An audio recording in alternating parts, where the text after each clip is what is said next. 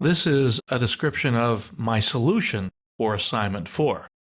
Hopefully you did well on your own, but I'll show you how I solved the problem and you can compare.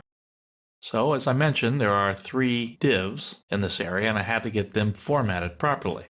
So let's go ahead and look at some of the CSS code. First, this is the form itself. This is the actual PHP. Just to see the divisions I have here, I have one called Featured House. And that one I did with an image. I hardwired that image in. I also hardwired in the description. I didn't read that from a file or anything. I put an inline style here to get the home to be blue, to show up featured home as blue, and I made it a heading 2, an H2. Now I have a realtor list. Now within the realtor list, I called a function called display realtors.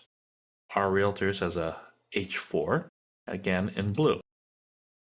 So another division called find home, which is the little form that we have to call assignment 4 home list, so we can see the homes that are listed, either from the ones that they searched for specifically or all of them in a list. Now I had another div at the bottom called end page. This is to give a little space after the divisions and also to place that link to go to assignment 4 guest calculator, where we see the guest book and the mortgage calculator. That used to be our home page. So you're going to take that and rename it something like this. So that gives us the basic structure of the home page. But let's look at the CSS file. Now I added down at the bottom these extra divs. So here's the featured house, 100 from the top, left, width is about 350 and the height was about 470. Now let's go all the way down to the find home form. To figure out where to place that, I added to the height here. I had to go top. I had to start with 100 and make that 570, add it to the height. And so I started at the top 600 pixels down. And that gave me an approximate idea, so I knew that it would line up below very nicely. I made the widths the same, and I made the left parameters the same, so it would line up and block very well.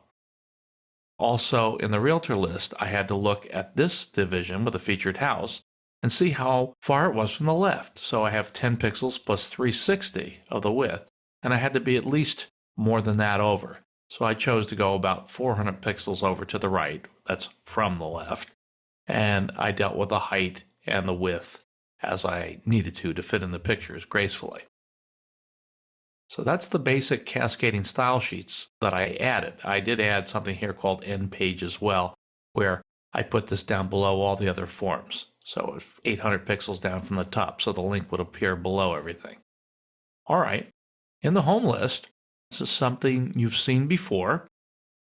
You get the city, and I set the cities to be all, find city to be all.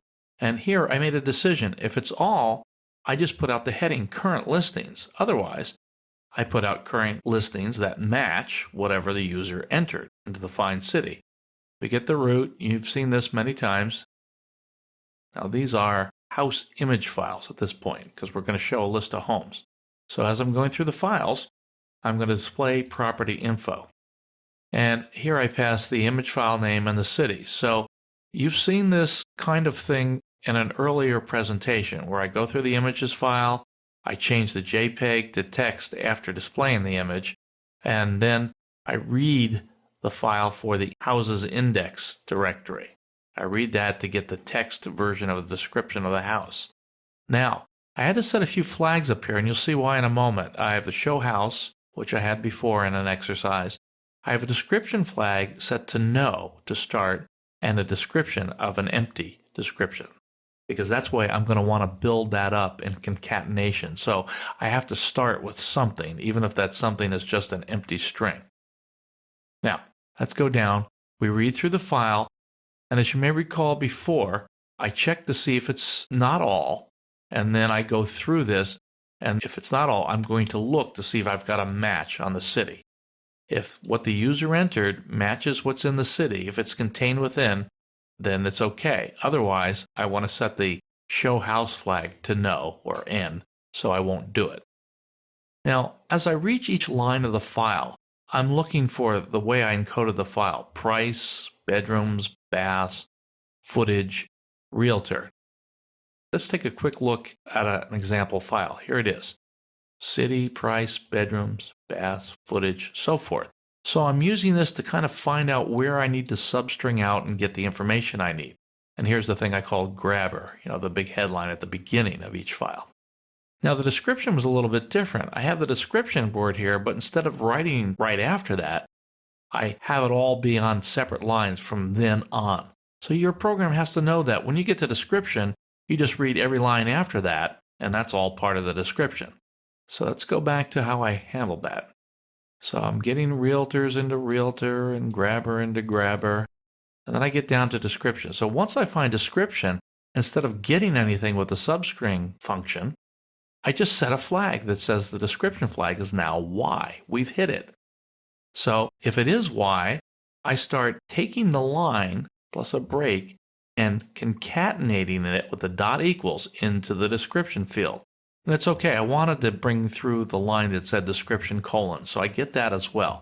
And it'll keep doing that all the way up. Let's go back to the top of the loop, all the way up until I get to the end of file, from which I will break out of the loop. So let's go down to the bottom of the loop again.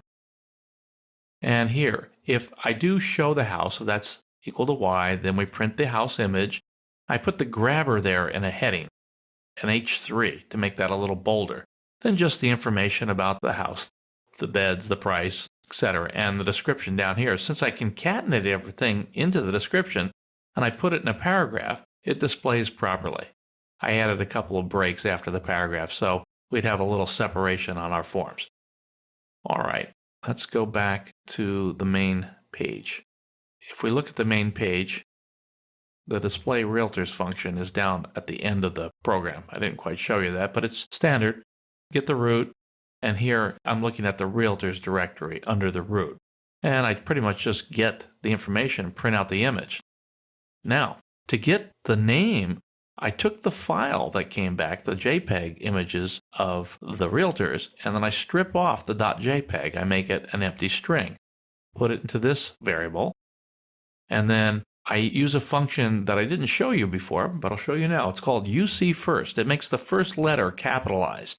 Now you could have done this with a substring command as well. You could have pulled off everything after the first character, just made the first character capitalized, and then put it in the realtor name. This is just a little bit of a shortcut. And then I print the realtor name right below the image. So in the common functions area, let me move that to the right, and I'll show you the guest form calculator first, actually. This is what you had before. This is the first name, last name, what the contact information is, and etc. You've done this before, but the thing that I added here is in a program that's called, which is assignment 4 add to guestbook PHP. In that program, let's find it, it's over here, I have added this validate entries information. This is what wasn't here before in your last file. So I'm including something called assignment 4 common functions. And I really only have one function in there called the do validation. I pass the information and I receive the return message back. You've seen this exact kind of thing done in an earlier exercise, so you can go back and review that if you want to see how it works. I'll show you the function briefly here, and it's just simply looking for empty on the first name, last name, and on this. But the city, I'm looking to see where it's a hyphen, because that's what I set the select list to be by default until the user made a choice. All right, so we're almost done. This is the mortgage calculator. It's the same thing as before. I didn't really change anything other than make the logo go back to assignment 4. That's pretty much it, I think, is all I did. And I changed the name to assignment 4 mortgage just to get everything to kind of go together as we move on into the next assignments. We're going to move into learning about databases, and then we'll start bringing this application into a database. That ends my description of how I solved assignment 4.